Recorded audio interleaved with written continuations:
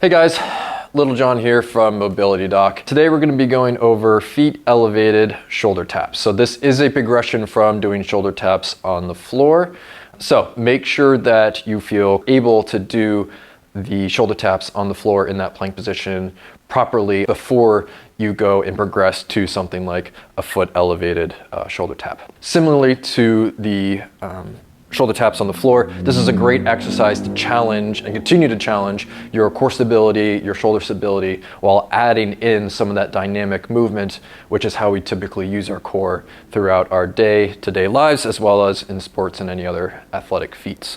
So let's get into it.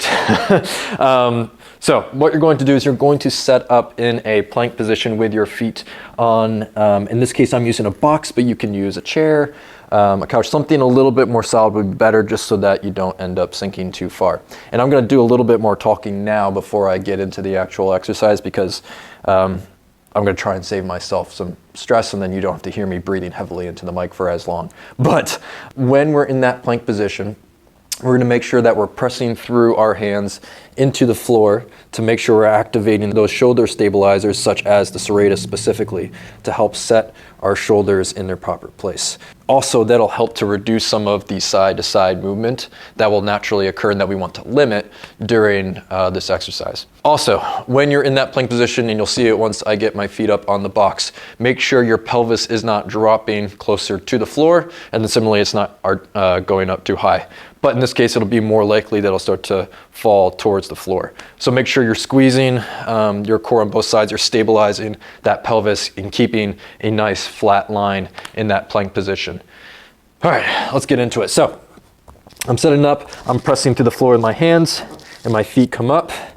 So now I'm pressing through my hands, I'm squeezing my core, I'm in a nice straight line. I'm not letting my pelvis sink, and I'm also not coming up too far either, but I'm right in the middle here. And then what we want to do is make sure that we don't have this crazy side to side movement where we're just kind of throwing ourselves back and forth.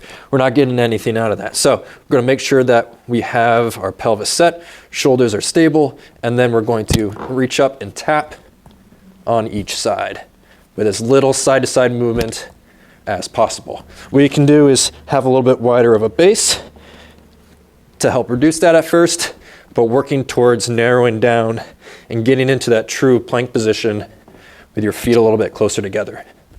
And each time when you put your hand back down after picking it up, make sure you press back through that hand to stabilize the shoulder before you pick up the other one and move your weight over onto that other side. So that is how you do feet elevated shoulder taps. And I promised you, I'm out of breath.